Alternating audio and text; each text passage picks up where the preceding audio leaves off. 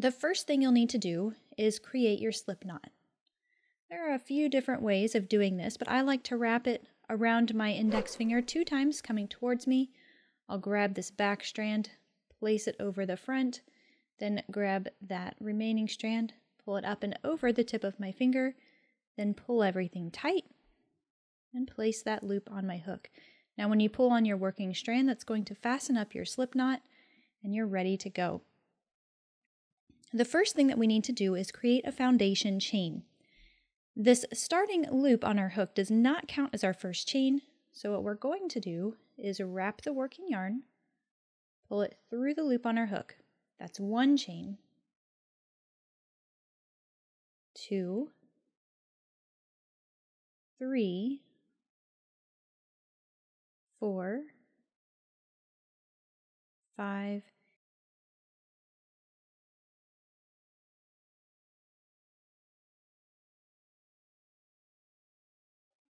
and we want to do this until we have 63 chains. Now I want to point out something that I'm doing here with my hook. Watch the way I'm twisting as I work these chains. This is what really makes it easy to get your hook through this loop.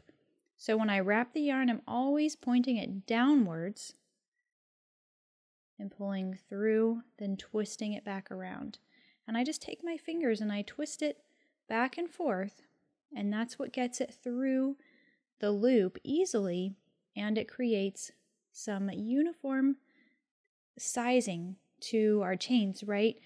When we're brand new, it's sometimes really difficult to make a chain that's consistent in the sizing from one chain to the next, and this just comes with practice, and this is one of those projects that's really great to practice on. If your foundation chain isn't perfect, don't worry at all because you're really not going to see this part. When you've created all 63 chains, your work now should look something like this, and if yours doesn't look as nice and uniform as this, don't worry, it's not going to be a big deal. We're going to move on now with the first row, and the first thing we need to do is figure out where we're going to work our first stitch. So when you're looking at your chain, what I want you to do is count backwards from your hook. So we have this loop on our hook right here, which does not count as a chain. So I'm going to find the one below that. So I have 1, 2, 3, and 4. I want to focus my attention on that 4th chain. So I'm just kind of pinching it off with these 2 fingers so I know where I need to work. And now what we need to do is insert our hook into that 4th chain, the one that we're holding off with our finger. And I encourage you as a beginner, just starting out for this project, just work your hook under one of the loops of that chain. You'll see that there are 3 loops together, and a lot of times people will encourage you to work in 2 of those loops, but it's really not necessary for this project, and as a beginner, it's really just easier to focus your attention on that one loop. So now we have our hook in our chain. We need to yarn over, pull up a loop, so I'm just pulling it through that chain. Then I'm going to yarn over and pull through these 2 loops and do that one more time. Yarn over and pull through the remaining 2 loops. And there we've made our first double crochet. We're actually going to repeat this for all of the chains until we get to the end of our row back to our slip knot. So when you're looking at your work from here, sometimes it's hard to figure out where your next chain is because this one, the one that we just worked into, has a tendency to kind of open up and makes it tempting for us to insert our hook into that same space. So we just want to avoid that completely. If we do that, we're essentially increasing by 1 stitch, and we don't want to do that. So set yourself up to double crochet again by yarning over your hook. Find your next chain, so just cover up this post, cover up that next one so you can really isolate and see where you need to work. Stick your hook in the chain, yarn over, pull up a loop, yarn over, pull through 2, yarn over and pull through 2. Let's see that one more time. So I'm going to find my next chain. It's not this one that's nice and open because there's a post coming from it. There's a double crochet right there. It's the one directly after that. Yarn over, insert your hook into that next chain, yarn over and pull up a loop, yarn over, pull through 2, yarn over, pull through 2.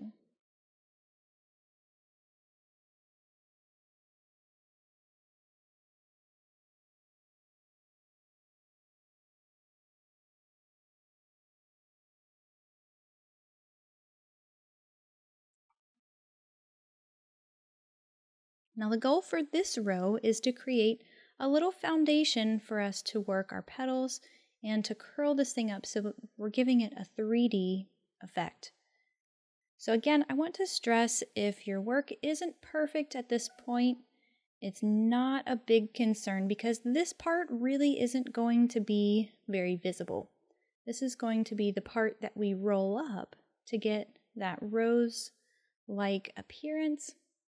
And what I need for you to do at this point is continue making 1 double crochet into every chain, just like we see here, and we'll meet back up at the end of the row. So once you've made it to the end of your row, your work should look something like this.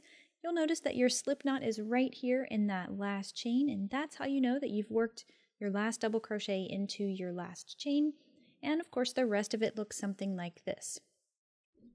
Now we're ready to move on to the next row, but in order for us to always crochet in this direction, we need to flip our work. So what I like to do is think of it like I'm turning the page of a book. So I've got this big long piece right here, just so you can kind of see what I'm doing. I'm folding it in half, but you don't actually have to do this.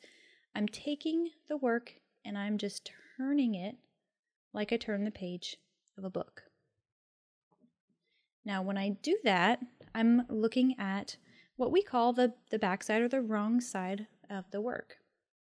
And in this particular row, what we're going to do is create a scalloped edge, and those scallops, or those little bumps, are going to make the petals for the rose. So the first thing we need to do is make 1 chain. Now for the purpose of this pattern and to make life a little bit more simple for us, we're not counting that as a stitch. What we want to do is find our first stitch, and I'm kind of pulling it open so you can see the opening there for my chain, and you can see the opening there for my first stitch. Since I'm not counting this chain as a stitch, that gives me the okay to work my first stitch into that space. Now we're going to practice a new stitch here called the single crochet. And so the first thing I need to do is stick my hook into that first stitch. Now looking at it from the top, you can see that it looks like a V from this point, and my hook is under both loops of that V. Now that's not particularly important for this project, but there will be projects perhaps in your future where you work under one of those loops. So just know that there is a difference between the two of them. And now to work that single crochet, we're going to yarn over, pull up a loop. So we have 2 loops on our hook now. We're going to yarn over and pull through those 2 loops. That single action is one of the motions that you're going to do most often with crochet. Now I also want to point out the difference between the double crochet, which we got used to in our previous row, and that single crochet. Remember, for the double crochets, we yarned over our hook before we did our stitch. Well, for the single crochet, we don't do that. All right, so that single crochet serves as a foundation for our scallop, and now we need to skip another stitch. So I'm looking here at the side. I want to skip this stitch right here. Again, pulling it open, you can see that open edge, or if you want to look at it from the top, you're going to skip the next V. I personally find it a little bit easier to look from the side. I'm also focusing my attention on the post. So that post is 1 stitch, and the opening for this stitch is right there, right here. So I'm skipping that one, and then I want to focus my attention on the next one. Here is where we're going to create our scallop, and we're going to do so with double crochets again. So set yourself up by yarning over your hook. Then you're going to double crochet into that next stitch. So remember, we skipped one. I'm working a double crochet. And now here's where the fun part comes in. A scallop is just a group of a bunch of stitches. In particular for this pattern, we're going to work 8 double crochets all in the same space or all in that same stitch, and that's going to make our scallop. So double crochet again into the same space.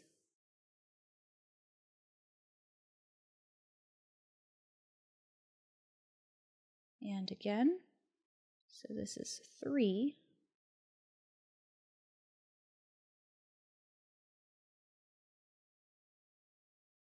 4,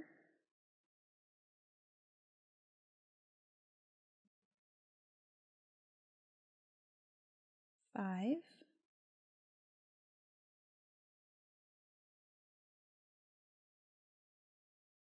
6, 7, and 8. By now things might be getting a little uncomfortable and stretched, but it will work itself out. So once you've made that first scallop, if you take a look at it, you can really start to see how just adding a bunch of stitches into one can really do a lot for shaping and for texture for you. So now we have this scallop and we need to secure it now to our first row. And we're going to do that by skipping the next post. So again, if I'm looking at this post, this is where all of those stitches are coming from. The post right next to it is the one I want to skip. And then I'm going to single crochet in that next one. So again, remember for the single crochet, we don't yarn over. I'm going to stick my hook under both loops of that V, yarn over, pull up a loop, yarn over, and pull through 2. And so that secures it to our little foundation that we have. And the next thing we want to do is create another scallop. So we have to skip a stitch and work our scallop into the next. Now our scallops are always going to consist of 8 double crochet, so that's never going to change. And we're always going to be skipping a stitch in between these elements. So when we work a scallop, we're going to skip a stitch and then work into the next. When we finish that scallop, we're going to skip one and single crochet. Don't worry, after you do this a few times, you'll start to memorize the pattern. But if for some reason you're struggling to memorize the pattern, you can always refer to the written instructions and it'll have it spelled out for you there. So this is our repeat for the second and final row. As you go along, it's going to be a little bit like, see how it's already starting to kind of fan out and kind of force it in kind of a curved way? That's okay. That actually really helps the assembly of our rows. So if you experience that, it's completely normal. But for now, what I'd like for you to do is finish up this second row, make all of your scallops, and we'll meet back up at the end of the row. We'll talk about how to fasten off and the assembly. So once you made it to the end of your row, your flower looks something like this. It's a super curly, kind of bumpy row, and that's okay. That's exactly what we want. Now when you get to the end, you might be scratching your head trying to figure out where to work that last single crochet.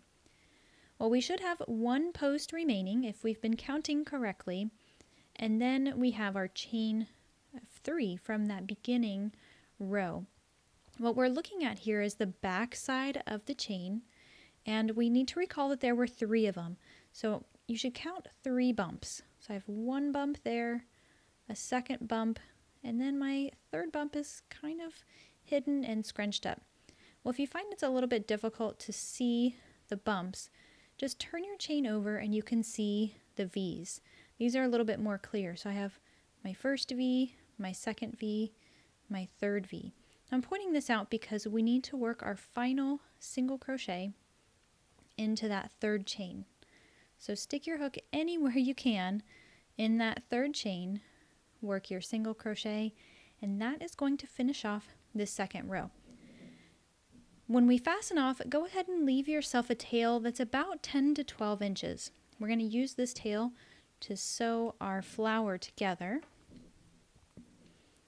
And now to fasten everything off, just wrap that tail around your hook and pull it through that loop. Pull that nice and tight, and now that's going to stay secure. So I want to wrap this end last. So I'm just going to shift myself over here, and I'm doing that because I want that long end to weave everything in together, and I'm going to start off down here. Now to construct your rose, all we need to do is roll this. And the artistry comes in the rolling. And you can really be your own artist at this point. If you want a wider rose, then you will probably want to roll a little bit more loose. If you want a taller rose that sticks up a lot more, then you'll want to roll a little bit tighter. If you want your petals to kind of align with one another, you might also situate it so that it does that. Or if you want them offset, then you'll pick that last petal and kind of situate it in between the next two. And so this is kind of a more loose rolling technique.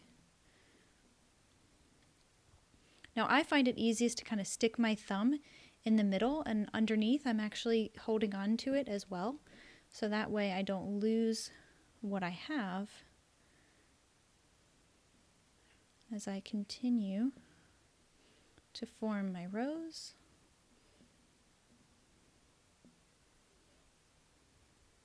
And then once you get it to the point where you're finished rolling, you can play with it a little bit more.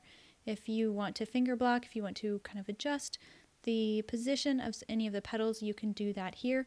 I think this actually looks pretty good. So I'm going to go with this one.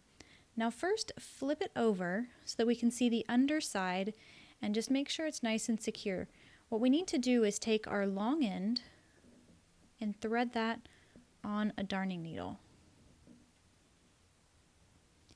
Now the first step is to secure this open end to the flower, and the way I like to do that is just to find a stitch that's really close to where that corner is and just work it under there, give that a tug. And the idea is to catch all of the layers, all of those rolled layers in our darning needle. So I'm going to go straight across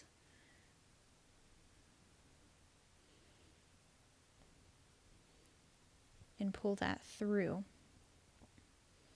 Then I'll move over a few stitches and do the same thing. Catch as many of those layers underneath that you can. Poke it back out the other side and weave it through.